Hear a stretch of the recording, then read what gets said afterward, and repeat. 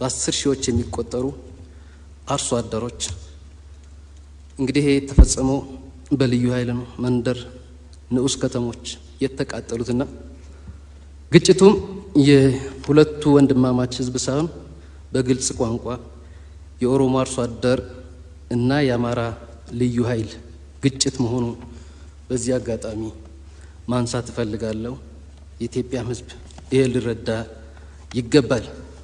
በዚህ አጋጣሚ መላው የኢትዮጵያ ህዝብ እንዲያውቅልን እንዲገነዘብልን የምፈልገው ሀቅ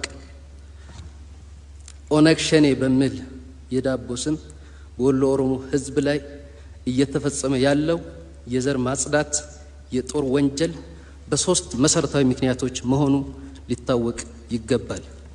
አንድም ኦሮሞ በመሆናቸው፣ ሁለትም ሙስሊም በመሆናቸው፣ ሶስትም የአማራ ክልል ጽንፈኛ ኃይሎች በኦሮሚያ ክልል ባላቸው ፍላጎቶች የዞኑን ህዝብ እንደ ቅድመ ክፍያ ቀብድ አሲዞ ፍላጎታቸውን ለማስፈጸም በወሎ ኦሮሞ ህዝብ አንገት ላይ ገመድ አስገብቶ እያጠበቁ ፍላጎትን የማሳካት ያጋጅ ታጋጅ ድራማ ሴራ መሆኑ የኢትዮጵያ ህዝብ ሊገነዘብልን ሊያውቅልን ይገባል። በዚህ አጋጣሚ የዚህ ድርጊት ውስጥ ያለውን አካል የፌዴራሉ መንግስት ገለልተኛ አካል አስገብቶ እንዲያጣራልን በህዝቤ ስም መጠየቅ እፈልጋለሁ።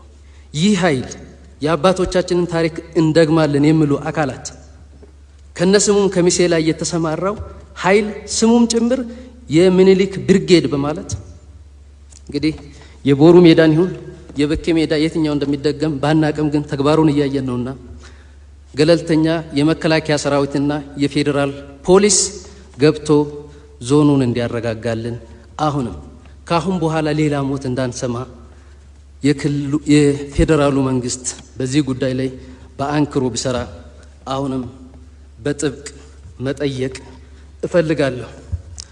በመግለጫ ጋጋታ የሚዲያ ዘመቻ የአክቲቪስት ባለስልጣን የሉንም፣ ሁሉንም የሉንም። እውነታችንን ግን መንጠቅ አይቻልም። እውነታችንን መንጠቅ አይቻልም። እየሆነ ያለው ሳታማኝ ብላይ ነውና የፌዴራሉ መንግስት ለዚህ ህዝብ ሊደርስ ይገባል። በመጨረሻም በዚህ አካባቢ ማንሳት እንፈልገው ህዝባችን በምሳሌ በገልጸው በአንድ ሰፊ ማረሚያ ቤት ውስጥ እንደሚኖር ታራሚ መብቱም ክብሩም ተገድቦ የሚኖር እስረኛ ህዝብ ነው ቢባል ማጋነን አይደለም።